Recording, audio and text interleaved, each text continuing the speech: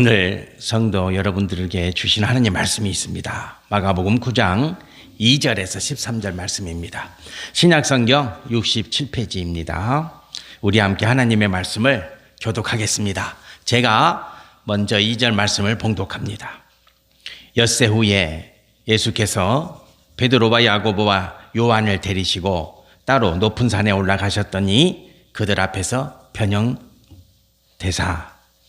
그 옷이 광채가 나며 세상에서 빨래하는 자가 그렇게 희게 할 수 없을 만큼 매우 희어졌더라. 이에 엘리야가 모세와 함께 그들에게 나타나 예수와 더불어 말하거늘 베드로가 예수께 고하되 랍비여 우리가 여기에 있는 것이 좋사오니 우리가 초막셋을 짓되 하나는 주를 위하여 하나는 모세를 위하여 하나는 엘리야를 위하여 하사이다 하니 이는 그들이 몹시 무서워하므로 그가 무슨 말을 할지 알지 못함이더라. 마침 구름이 와서 그들을 덮으며 구름 속에서 소리가 나되 이는 내 사랑하는 아들이니 너희는 그의 말을 들으라 하는지라. 문득 둘러보니 아무도 보이지 아니하고 오직 예수와 자기들 뿐이었더라. 그들이 산에서 내려올 때에 예수께서 경고하시되 인자가 죽은 자 가운데서 살아날 때까지는 본 것을 아무에게도 이르지 말라 하시니 그들이 이 말씀을 마음에 두며 서로 문의하되 죽은 자 가운데서 살아나는 것이 무엇일까 하고 이에 예수께 묻자와 이르되 어찌하여 서기관들이 엘리야가 먼저 와야 하리라 하니까 이르시되 엘리야가 과연 먼저 와서 모든 것을 회복하거니와 어찌 인자에 대하여 기록하기를 많은 고난을 받고 멸시를 당하리라 하였느냐. 함께 봉독합니다. 그러나 내가 너희에게 이르노니 엘리야가 왔으되 기록된 바와 같이 사람들이 함부로 대우하였느니라 하시니라. 아멘. 우리 고사성어 보시겠습니다. 상저 옥배라는 고사성어인데요. 상자는 코끼리 코 있잖아요. 상아 상자고 저는 젓가락, 우리가 밥 먹을 때 쓰는 젓가락, 그리고 옥은 우리가 잘 아는 이제 옥 있잖아요, 그죠? 옥반지, 푸른 빛을 띠는 그 옥을 말하고, 그 다음에 배자는 잔 또는 그릇을 의미하게 됩니다. 저 고사성어가 그대로 말을 풀이하면 상아 젓가락과 옥 그릇이 되겠습니다. 또는 옥잔 이렇게 풀이해도 되겠죠. 저 글을 보면은 상아 젓가락과 옥 그릇이 무슨 의미지? 이렇게 할 수 있잖아요. 그런데 이제 저 고사성어가 담고 있는 역사적인 유래가 있습니다. 중국 고대 국가 하나라, 은나라, 주나라가 있었는데 이 은나라가 망할 때 가장 마지막 왕이 주왕입니다. 주왕. 은나라가 이 주왕 때 망하는데 주왕이 어느 날 신하들을 다 불러 모아놓고 이런 말을 합니다. 나 이제부터는 밥 먹을 때 옥으로 만든 젓가락으로 밥을 먹고 옥으로 만든 그릇으로 밥과 국을 담아서 먹고 싶다 이런 말을 하거든요. 그러면 임금이니까 당연히 옥으로 만든 젓가락으로 그릇으로 밥 먹을 수 있다 이렇게 생각할 수 있잖아요. 솔로몬, 우리가 요즘 새벽 재단에 역대상을 묵상하고 있어요. 역대상하를 이제 상이 끝났고 역대하를 묵상하고 있는데 그 역대하에 보면은 솔로몬은 무엇으로 젓가락과 그릇을 만들어서 밥을 먹습니까? 금으로. 그래서 망해요. 저 주왕이 신하들 문무백관을 다 모아놓고 이제부터 내 젓가락을 옥으로 상아로 만들고 내 국그릇 밥그릇을 옥으로 만들어라. 이 말을 누가 들었냐면 신하 중에 기자라고 하는 신하가 있었어요. 기자가 이 말을 딱 듣고는 왕이시여, 왕이 이제 상아로 젓가락을 만들고 옥으로 그릇을 만들어서 먹으면 이제부터 나라는 위태롭게 될 것입니다. 왜냐하면 왜 그러겠어요? 그게 시작이거든요. 상아로 젓가락을 만들고 옥으로 그릇을 만들기 시작하면 이제 왕은 이어서 궁궐을 새롭게 짓자 그렇게 말할 겁니다. 그리고 이제부터는 상아 젓가락과 그리고 옥으로 만든 그릇에 어울리는 진주성찬을 준비하라 말할 것입니다. 그리고 또 왕은 이 세상에서 가장 비싸고 아름다운 옷감으로 내 옷을 만들라 할 것입니다. 그렇게 되면 어떻게 되겠습니까? 나라가 망할 것입니다. 그러니 그 명령을 거둬주세요 라고 요청합니다. 그런데 주왕이 신하의 말을 듣지 않습니다. 그리고 온 나라는 결국 망합니다. 망하게 되는 것이죠. 그래서 상저옥배라는 저 말은 사치에 대한 경계의 고사성어가 되겠죠. 고사성어가. 성도 여러분과 제가 오늘 주시는 말씀 변화산 사건은 마태, 마가, 누가에 기록되어 있습니다. 요한복음에는 없어요. 마태, 마가, 누가의 변화산 사건이 그대로 기록되어 있습니다. 왜 이게 중요하냐면 세상 사람들은 변화산 사건에 대해서 의심을 합니다. 의구심을 갖습니다. 진짜 있었던 일일까 의심합니다. 하지만 분명히 일어난 사건입니다. 그렇지 않고서는 마태와 마가와 누가 복음서에 3번이나 반복해서 이 변화산의 장면이 기록될 리가 없거든요. 그래서 성도 여러분과 제가 오늘 왜 하나님은 마태, 마가, 누가 이 세 복음서의 기자를 통해서 3번이나 반복해서 이 변화산 사건을 기록해 놓으셨는가? 왜? 너무 중요하니까. 우리가 사복음서에 보면은 어떤 사건은 1번만, 어떤 사건은 2번. 제일 많이 기록된 사건이 3번입니다. 4번 다 기록된 사건은 없어요. 3번이 제일 중요한 거예요. 3번이. 3번 반복해서 기록했다는 것은 너무나 중요한 사건이라는 거예요. 그래서 오늘 성도 여러분과 저에게 변화산의 사건을 통해서 주시는 말씀이 귀하고 귀하다. 꼭 기억하시길 바라겠습니다. 자, 이 마가복음 9장에 기록된 이 변화산 사건은 8장에 일어난 한 사건을 전제로 하고 있어요. 그래서 8장에 무슨 사건이 있었는가 이걸 알아야 변화산 사건이 이해되는 거예요. 자, 8장 보시겠습니다. 마가복음 8장 31절로 33절 말씀 제가 봉독해 드릴게요. 말씀에 주목해 보세요. 인자가 많은 고난을 받고 장로들과 제사장들과 서기관들에게 버림받아 죽임을 당하고 사흘 만에 살아나야 할 것을 비로소 그들에게 가르치시더라. 드러내놓고 이 말씀을 하시니 베드로가 예수를 붙들고 항변하매 예수께서 돌이켜사 제자들을 보시며 베드로를 꾸짖어 이르시되 사탄아 내 뒤로 물러가라. 네가 하나님의 일을 생각하지 아니하고 도리어 사람의 일을 생각하는 도다 하시고 이 사건이 전제되어서 변화산 사건으로 이어지는 거예요. 아셨죠? 그러니까 성도는 말씀을 묵상할 때에 전후 맥락을 항상 살펴야 돼요. 아셨죠? 이 사건은 어떤 사건하고 연계가 되어 있는가? 이 말씀은 어떤 말씀하고 이어져서 주님이 말씀하고 계셨는가를 자세히 들여다봐야 돼요. 그래야 말씀의 맥락이 통하게 되는 거죠. 통하게 되는 것입니다. 예수님은 이 말씀을 통해서 제자들에게 당신의 죽음을 이야기합니다. 그렇죠?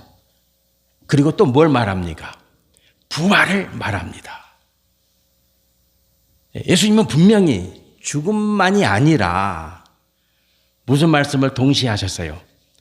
부활을 말씀하셨어요. 부활을. 그런데 베드로는 지금 무슨 말씀에 딱 마음에 꽂혀 있어요? 죽음. 예수님의 죽음입니다. 부활은 지금 아예 생각할 수도 없고 부활은 받아들일 수도 없죠. 성도 여러분과 저는 부활이라는 이 단어가 매우 익숙해요. 그렇죠? 그렇습니까? 안 그렇습니까? 우리는 부활이라는 이 단어가, 이 말씀이 익숙해져 있어요. 그러나 이때 당시에는 부활이라는 의미를 제자들이 알 리가 없어요. 왜냐하면 부활은 죽은 자가 다시 살아나는 것을 의미하기 때문에 이 말씀을 두 번 듣고 바로 받아들이기가 어렵죠. 성도 여러분들, 부활의 말씀을 믿으십니까? 예. 그 불교는, 불자들은, 우리는 부활이지만 불자들은 뭐라 그래요? 그렇죠. 환생 그러죠. 그죠? 예. 우리는 부활 그러지만 불자들은 환생이라 그래요. 그리고 이 땅에 있는 많은 종교들은 죽은 자가 다시 살아난다는 것을 다 전제로 하고 있어요. 예. 타 종교도 다 죽은 자가 산다는 것을 전제로 해서 종교가 만들어졌어요. 대부분의 종교는 다 그래요. 예수 그리스도를 믿는 성도 여러분과 저는 부활을 믿죠. 그죠? 부활은 어때요? 죽은 그 자가 다시 살아나는 거예요. 성도 여러분들이, 제가 황행복 목사가 죽으면 이 다음에 부활할 때 저로서 부활하는 거예요. 그럼 환생은 그렇지 않아요. 환생은 그의 업보에 따라서 다른 피조물로 다시 태어나는 거예요. 그게 환생이에요. 달라요. 그래서 산 자가 죽고 죽은 자가 다시 살아난다는 의미는 다 같지만 내용이 달라요. 중요한 것은 뭐냐면 이때 당시 제자들은 부활을 몰라요. 알 수도 없어요. 그런 상황에서 베드로의 마음에 확 들어온 주님의 말씀은 뭐냐면 주님의 죽으심이에요. 죽으심. 그러니까 성도 여러분과 제가 말씀을 묵상할 때 그런 전제 조건들을 깊이 들여다볼 수 있어야 돼요. 자, 성도 여러분들, 주님은 8장에서 두 가지 말씀을 하세요. 당신의 죽으심과 당신의 부활이에요. 이 말씀을 이제 우리가 전제로 해야 변화산 사건으로 이어지거든요. 자, 예수님이 베드로에게 심한 역정을 내셨어요. 그렇죠? 사탄아 그랬잖아요. 그리고는 시간이 흘렀어요. 자, 말씀을 보시겠습니다. 2절 말씀에 보면 엿새 후에 그렇게 기록되어 있죠. 엿새 후에 예수께서 베드로와 야고보와 요한을 데리시고 따로 높은 산에 올라가셨더니 그들 앞에서 변형돼서 이렇게 말씀이 기록되어 있죠. 그렇죠. 엿새 후는 무슨 사건을 전제로 해서 엿새 후예요? 조금 전에 우리가 말씀 읽었던 마가복음 8장. 베드로에게 예수님이 사탄아, 그 사건이 있었죠. 그 사건이 일어나고 6일이 지나서 그런 의미예요. 6일이 지나서. 자, 성도 여러분들, 예수님이 아주 크게 역정을 내셨잖아요. 베드로에게, 예수님의 수제자잖아요. 수제자예요. 제자들 중에서 우두머리예요. 그 베드로에게 역정을 내셨단 말이에요. 베드로도 만만치 않았죠. 항변했잖아요. 항변이라는 말은 거칠게 대들었다, 그런 의미잖아요. 그죠? 거칠게 대들었어요. 예수님에게. 당연히 그럴 수밖에 없죠. 베드로가 나이가 훨씬 많았거든. 50줄로 봐요. 50대로 본다고, 베드로. 근데 예수님은 30이잖아. 그러니까 어떤 때는요, 인간적인 모습이 나타나는 거예요. 베드로가 거칠게 저항했어요. 그랬더니 예수님이 사탄아 그랬잖아요. 지금 이 문제가 보통 문제가 아니에요. 그런데 아주 중요한 문제예요. 그래서 예수님은 6일째 되던 해에 이 문제를 풀어주시는 거예요. 그 문제를 풀어주시기 위해서 변화산 사건이 일어나고 있다. 그런데 이 6이라는 숫자가 왜 중요해요? 이 시간은 숙녀의 시간이거든요. 깊이 생각하는 거예요. 그러니까 제자들도 깊이 생각하는 시간이 있어요. 그리고 예수님도 깊이 생각하는 거예요. 서로가. 인생은 이렇게 사는 거예요. 예수님이 베드로에게 사탄아 그러시면서 다음날 변화산 사건을 준비했다면 그러면 안 되는 거예요. 그럼 의미가 없어요. 왜 의미가 없겠어요? 제자들의 감정이 쌓여 있는 상황에서 변화산 사건을 준비하셨다면 아무런 의미가 없어요. 성도 여러분, 그렇잖아요. 우리가 가정에서 감정이 쌓이는 일이 많죠. 있어요. 세상 사는 일은 다 그래요. 어떤 사건이 일어나고 어떤 사건을 통해서 내 감정이 이 머리 끝까지 가득 찰 때가 많죠. 그게 인생살이라니까요. 교회도 그래요. 목회자도 그래요. 목회하면서. 이렇게 머리 끝까지 딱 찰 때가 있어요. 그럼 어떻게 해야 되겠어요? 이걸 누구를 드려야 돼요? 숙려의 시간이 필요해요. 깊이 생각해 보는 거예요. 내가 왜 이렇게 감정이 쌓여 있나? 문제의 원인이 뭔가? 자세히 들여다봐야 돼요. 그리고는 이 감정을 내려야 돼요. 내려야 되는 거예요. 그 시간이 6일이에요. 6일. 그러니까 예수님은 어떤 사건을 전개해 나갈 때 아무런 생각 없이 계획 없이 하고 싶은 대로 하시는 게 아니에요. 깊이 숙고하시고 깊이 성찰해서 문제를 풀어나가시는 주님의 모습을 발견할 수가 있어요. 그래서 저 엿새 후 저 말이 중요한 거예요. 성도 여러분들 저도 마찬가지예요. 인생 살다 보면은 일이 많잖아요. 우리 나라에도 지금 일이 많잖아요. 우리 권사님 기도하셨지만 미얀마에서 강진 7.7 지진 강도. 그 건물 무너지신 거 보셨어요? 30층 이상 빌딩이 그냥 주저앉아 버리는 거예요. 아마 수만 명이 죽었을 거예요. 수만 명이. 틀림없어요. 10만 명이 넘었을 수도 있어요.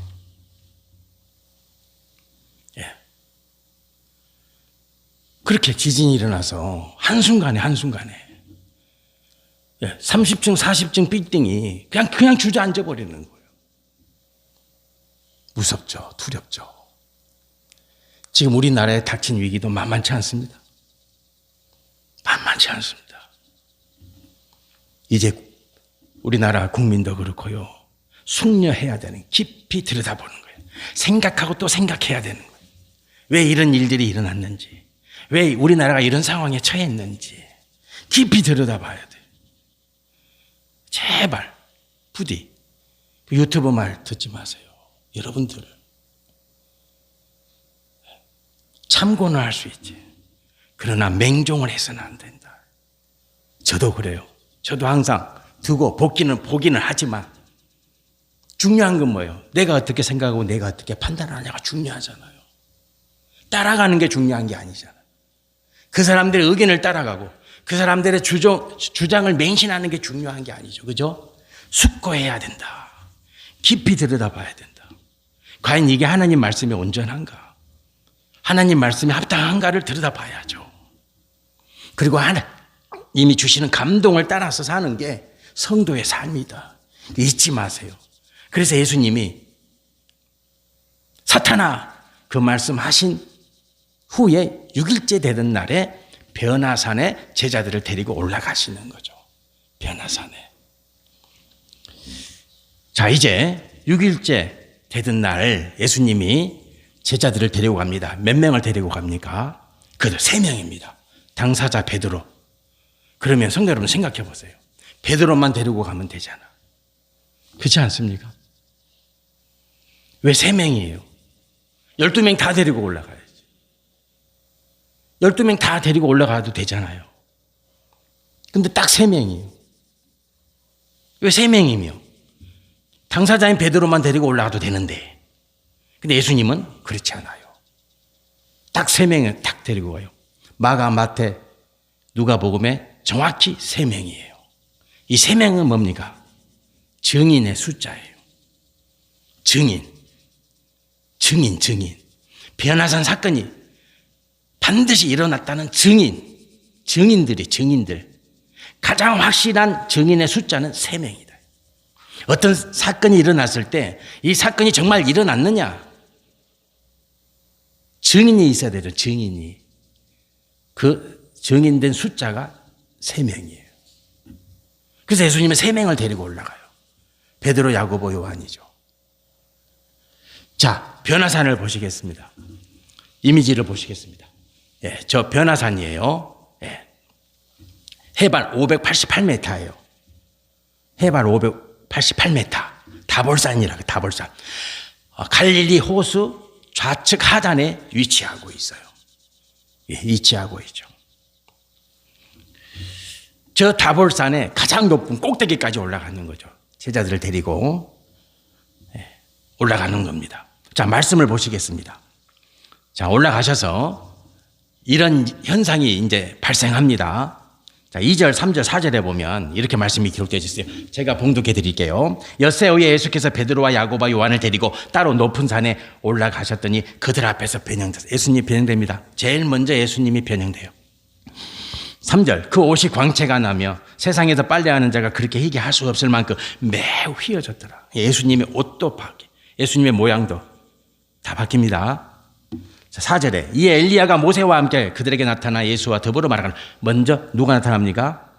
엘리야가 모세와 함께, 이렇게 말씀이 기록되어 있죠. 엘리야와 모세가 이제 나타나는 거예요. 자, 그럼 이 장면을 통해서 이제 예수님이 저희들에게 뭘 보여주시겠어요? 첫 번째는 뭐냐면 하나님 나라예요. 하나님 나라. 하나님 나라예요. 예, 하나님 나라가 임한 거예요. 하나님 나라는 다 변해요. 하나님 나라는 광채가 나요. 옷이 바뀌어요. 하나님 나라의 모형을 베드로와 야고보 요한에게 보여주시는 거예요. 야, 하나님 나라는 이런 거야. 하나님 나라는 엘리야도 있어, 모세도 있어. 하나님의 모든 백성들이 거기에 있어. 그것이 어디입니까? 우리가 말하는 천국, 그러는 거예요. 세상 사람들은 천국이 없다 그러죠. 당연히 없다 그러죠. 천국이 어디 있어? 보여줘봐 그러잖아요. 그래서 예수님은 베드로와 야고보와 요한에게 천국을, 하나님 나라를 경험하게 하신 거예요. 경험하게 해주신 거예요. 그래서 성도 여러분과 저는 이 변화산의 사건을 통해서 어때요? 천국을 알게 되는 거죠. 천국이라는 것은. 천국이 있다는 거예요. 믿으십니까? 저는 믿습니다. 저도 이과생이거든요. 누구보다도 과학을 좋아합니다. 지금도 공부하고 있습니다. 과학 공부를. 그러나 하나님 나라를 믿습니다. 저는 믿습니다. 하나님 나라. 우리 눈에 보이지 않는, 하지만 영적으로 볼 수 있고 느낄 수 있는 그 하나님 나라가 반드시 있다는 거예요. 그걸 지금 제자들에게 보여주시는 거예요. 성도 여러분들, 하나님 나라가 있습니다. 믿으시기 바랍니다. 하나님 나라가 있습니다. 하나님 나라를 사모하셔야 됩니다. 세상 사람들은 이 땅이 좋다고 하지만 성도는요, 어떤 존재냐? 하나님 나라가 더 좋습니다. 하나님 나라, 천국, 하나님 나라. 어떤 교수가 이런 말 하더라고요. 자기가 잘 아는 목사님이 한 분 계시대. 그분은 맨날 천국을 이야기한대. 어느 날 그분이 암에 걸렸대. 암에 걸린 그 목사님이 안 죽으려고 몸부림을 치더래. 자기가 그랬대. 아니, 하나님 나라가 계신다고. 목사님 그렇게 주구장창 설교하셨는데 하나님 나라 빨리 가고 싶지 않냐고. 성도 여러분, 하나님 나라 있습니다. 믿으십니까? 아멘. 성도는 하나님 나라 가기를 사모해야 됩니다. 사모해야 됩니다. 그때가 오면은 할렐루야, 두 팔 벌리고, 두 팔을 확 벌리고, 그렇게 하나님 나라에 들어가는 성도가 되어야 될 줄 믿습니다. 그래서 베드로와 야고보 요한에게 딱 하나님 나라 보여주시는 거예요. 두 번째는 뭡니까? 엘리야와 모세를 보여주잖아요. 엘리야와 모세를 보여주는 거죠. 뭡니까? 부활이죠. 부활은 그렇게 죽은 자가 사는 겁니다. 죽은 자가 사는 거예요. 그래서 성도는 부활의 능력으로 사는 거예요. 부활의 능력으로. 부활의 힘으로. 예. 부활은 뭡니까? 새 생명, 새 생명. 우리는 이 세상 사람들의 생명과 다릅니다. 생명의 가치가 달라요. 여러분과 저는요, 예수님이 대가를 지불하신 생명이에요. 그 생명으로 사는 거예요. 그 생명의 가치로 사는 거예요. 그래서 본질적으로 달라요. 세상 사람들이 하는 말, 아니요. 우리와 같을 수가 없죠. 세상 사람들이 사는 삶의 내용, 우리와 같을 수가 없죠. 왜? 우리는 부활의 생명으로 사는 존재이니까. 이것을 가르쳐 주고 계시는 거죠. 그리고 하늘에서 무슨 소리가 들립니까? 7절 말씀을 보시겠습니다. 7절 말씀. 자, 읽어드릴게요. 마침 구름이 와서 그들을 덮으며 구름 속에서 소리가 나되 이는 내 사랑하는 아들이니 너희는 그의 말을 들으라 하는지라. 이렇게 말씀하시겠어요. 예. 예수님이 누구라고요? 하나님의 사랑하는 아들. 무슨 말이십니까? 메시아, 메시아, 메시아. 예수가 그리스도예요. 그래서 하나님이 확정해 주시는 거예요.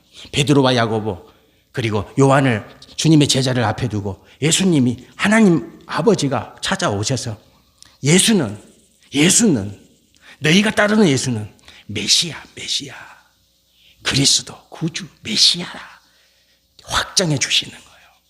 하나님 아버지가. 그래서 변화산의 사건은 세 가지죠. 세 가지. 첫 번째 뭡니까? 하나님 나라. 두 번째 뭡니까? 부활. 세 번째 뭡니까? 메시아 되시는 예수 그리스도. 성도 여러분들, 제가 다시 묻겠습니다.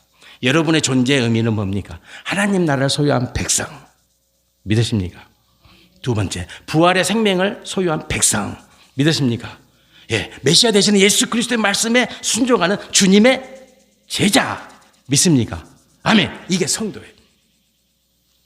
이게 성도예요, 성도. 성도라고 하는 존재의 정체성이다. 하나님 나라를 소유한 백성. 부활의 생명을 지닌 백성. 메시아 되시는 예수 그리스도의 말씀에 순종하는 백성. 이게 성도다. 믿으시기 바랍니다. 네, 믿으시기 바랍니다. 자, 이제 변화산의 사건이 끝날 것 같았는데 갑자기 제자들이 질문을 합니다. 질문을 합니다. 성도 여러분들, 질문이 중요합니다. 성도는요, 말씀 안에서 질문하셔야 됩니다. 질문하셔야 됩니다. 주님, 이것이 무슨 뜻입니까? 질문하셔야 돼요. 그래야 여러분의 영성이, 저의 영성이 깊어지는 거예요. 매일 말씀 안에서 질문해야 됩니다. 하나님, 주님, 이게 무슨 의미입니까? 이렇게 하라고 하신 말씀의 의미가 뭡니까? 이렇게 들여다 봐야 되는 것이죠. 깊이 묵상해야 되는 거예요. 자, 11절 말씀을 보시겠습니다. 자, 제자들이 질문을 했는데 예수님께, 자, 11절 말씀에 이에 예수께 묻자와 이르되 어찌하여, 이제 질문합니다. 서기관들이 엘리야가 먼저 와야 하리라 하나이까? 이렇게 말씀하시죠. 그죠? 예. 그러니까 이 말씀 무슨 말씀이냐면 메시아가 오기 전에 누가 와야 된다는 거예요. 엘리야가 와야 되는데, 그런데 제자들이 보니 오늘 변화산에서 엘리야를 봤거든요. 근데 이상하다는 거예요. 뭐가 이상합니까? 그러니까 예수님은 오셨는데, 메시아 대신 예수님이 오셨는데 엘리야는 온 적이 없는데요. 이렇게 말을 하는 거죠. 변화산 사건에서 이 질문이 차지하는 비중이 매우 큽니다. 그래서 예수님은요, 이 질문에 신중하게 답변해 주십니다. 왜? 중요한 질문이거든요. 매우 중요한 질문이에요. 저는 신학교 다닐 때 주님의 제자들이 또 바보 같았어요. 정말로. 우리가 공자의 제자들은 똑똑한 제자들 많았잖아요. 그죠? 예.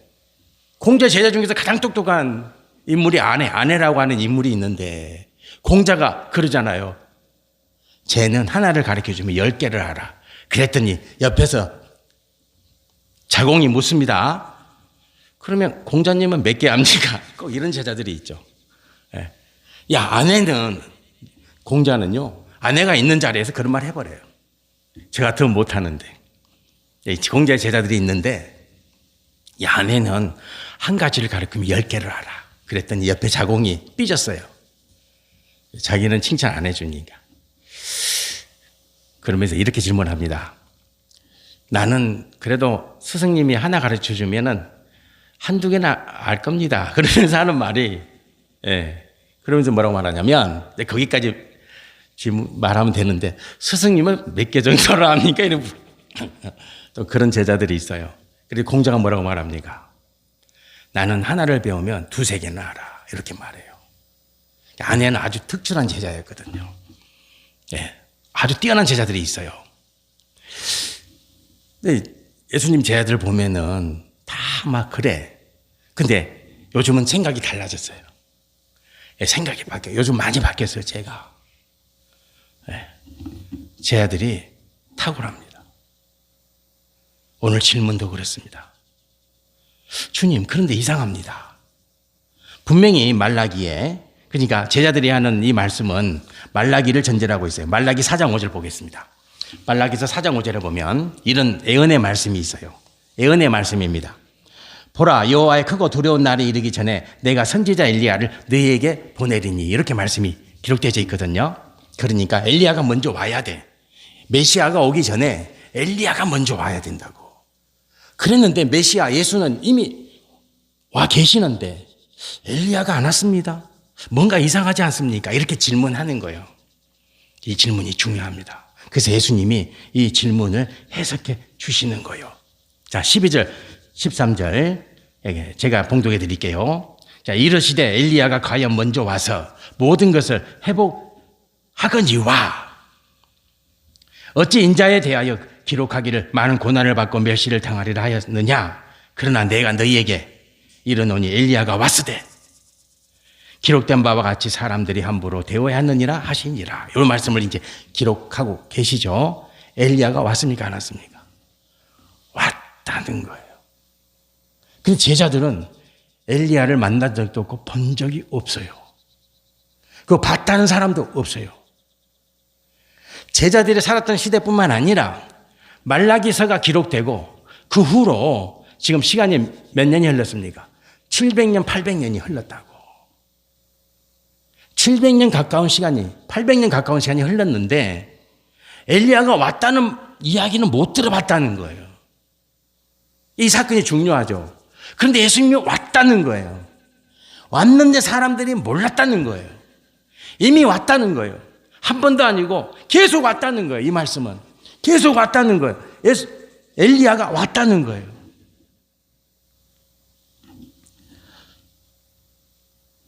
그럼 엘리야가 왜 중요합니까 지금? 왜 이 상황에서 변화산에서 다른 인물들이 올 수도 있잖아요.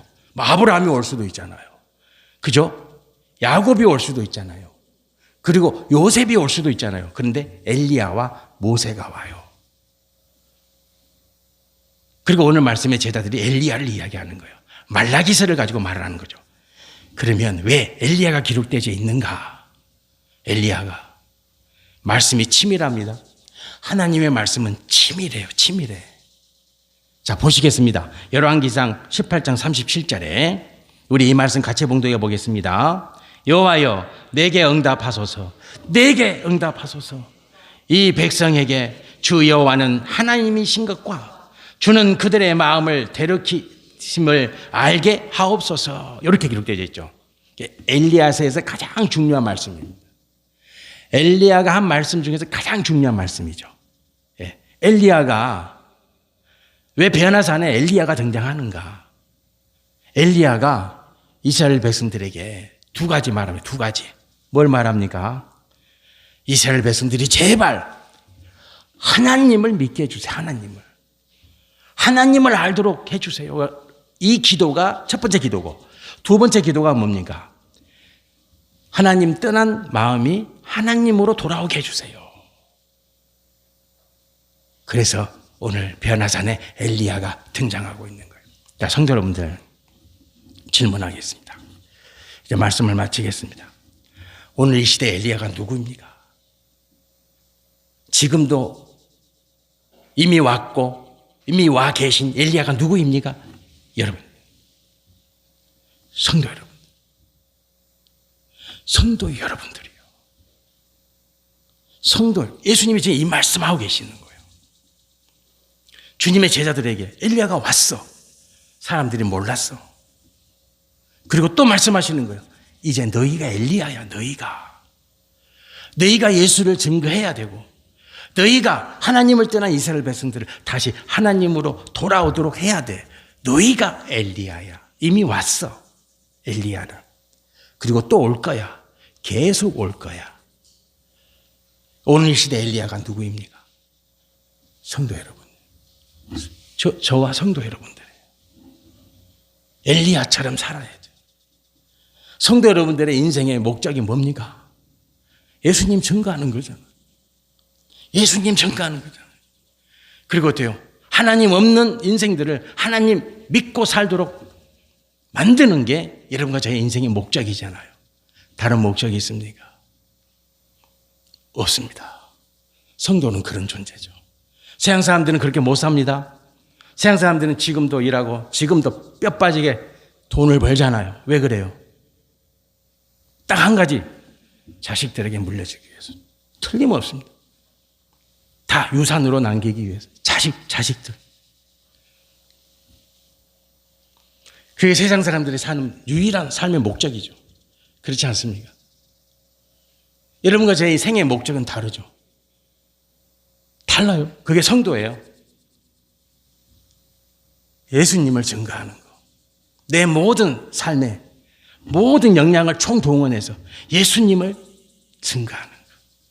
그리고 하나님 없이 사는 백성들을 하나님 믿고 살도록 이끌어주고 인도하는 거. 엘리야가 그렇게 살았습니다. 그 예수님이 말씀합니다. 너희가 엘리야다. 그리고 또 말씀하시는 거예요. 지금 이 자리에서 성도 여러분과 저가 엘리야다. 이 말씀이 변화산 사건의 핵심입니다. 성도 여러분들, 엘리야로 사시길 축복합니다. 그렇게 삽시다. 그러면 어떤 일이 일어나냐? 나라가 삽니다. 그리고 이 나라가 복을 받습니다.